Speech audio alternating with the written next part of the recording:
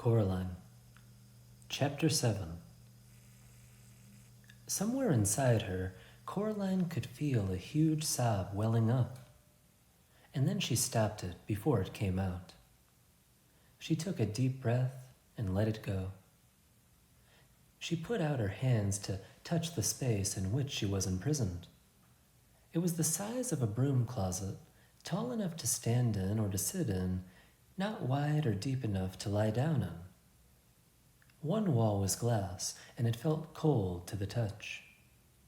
She went around the tiny room a second time, running her hands over every surface that she could reach, feeling for doorknobs or switches or concealed catches, some kind of way out, and found nothing.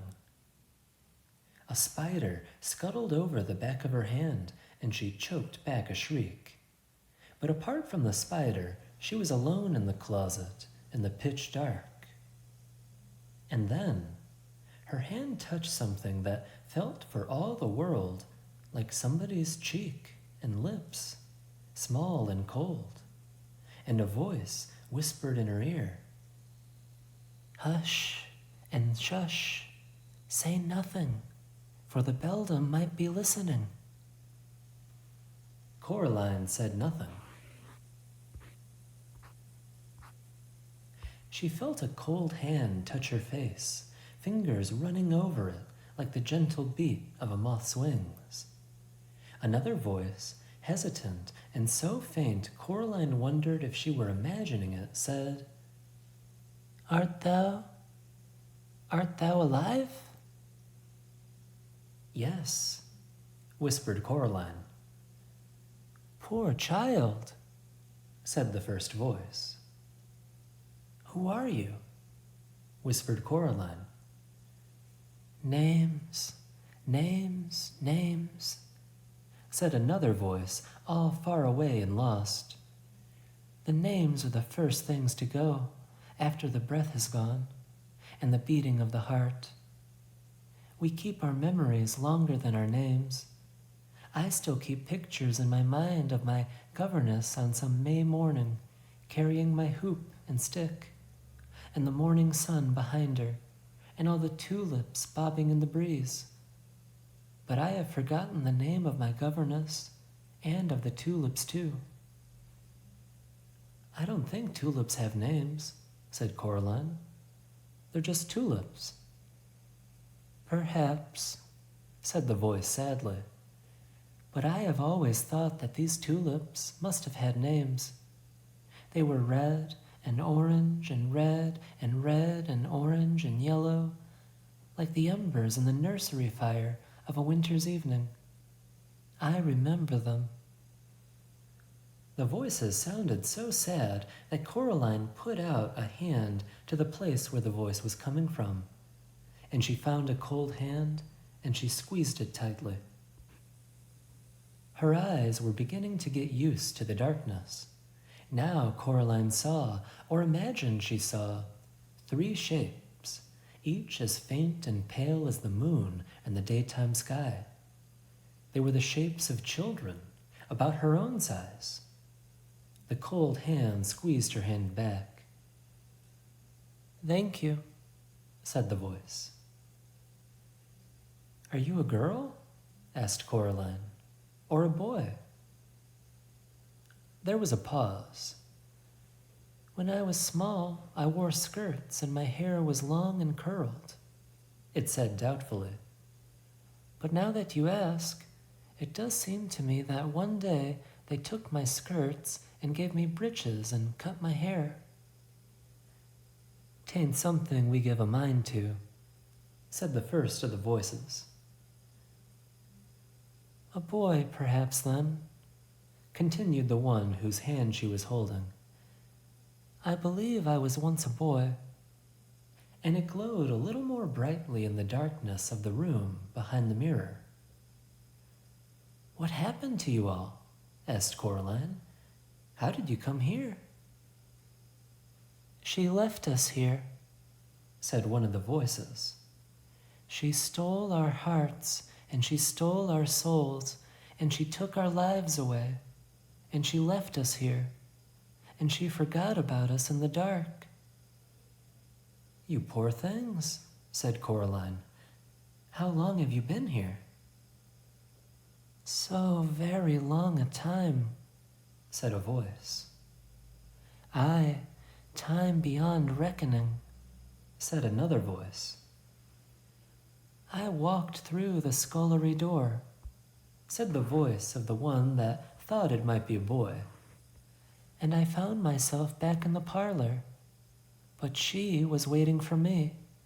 She told me she was my other mamma, but I never saw my true mamma again." "Flee," said the very first of the voices, another girl, Coraline fancied. "Flee while there's still air in your lungs, and blood in your veins, and warmth in your heart. Flee while you still have your mind and your soul." "I'm not running away," said Coraline. "She has my parents. I came to get them back." "Ah, but she'll keep you here while the days turn to dust, and the leaves fall, and the years pass one after the next, like the tick, tick, ticking of a clock." "No," said Coraline, "she won't." There was silence then in the room behind the mirror. "Peradventure," said a voice in the darkness, "if you could win your mamma and your papa back from the beldam, could you also win free our souls?" "Has she taken them?" asked Coraline, shocked. "Aye, and hidden them. That is why we could not leave here when we died. She kept us, and she fed on us, until now we've nothing left of ourselves, only snake skins and spider husks. Find our secret hearts, young mistress." "And what will happen to you if I do?" asked Coraline. The voices said nothing. "And what is she going to do to me?" she said. The pale figures pulsed faintly. She could imagine that they were nothing more than after-images, like the glow left by a bright light in your eyes after the lights go out. "It doth not hurt," whispered one faint voice. "She will take your life and all you are and all you're carest for, and she will leave you with nothing but mist and fog. She'll take your joy, and one day you'll awake and your heart and your soul will have gone.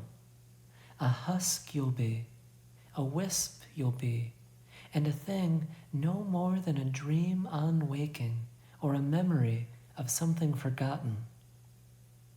"Hollow," whispered the third voice. "Hollow, hollow, hollow, hollow, hollow." "You must flee," sighed a voice faintly.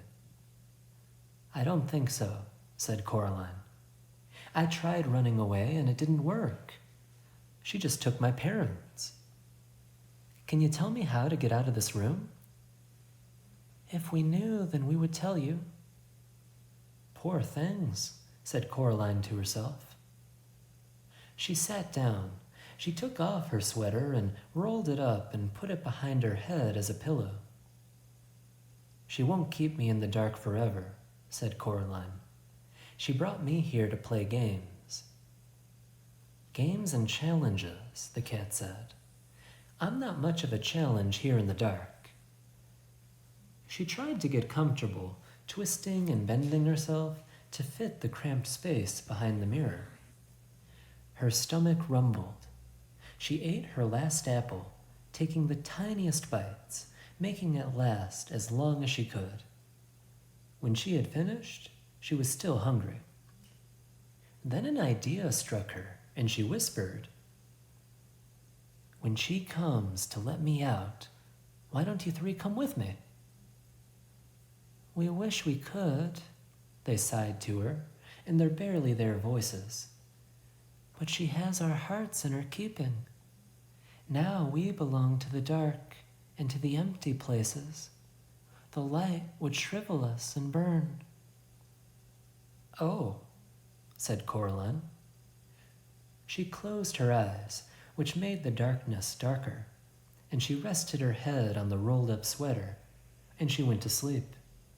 And as she fell asleep, she thought she felt a ghost kiss her cheek tenderly, and a small voice whisper into her ear, a voice so faint it was barely there at all, a gentle, wispy, nothing of a voice, so hushed that Coraline could almost believe she was imagining it.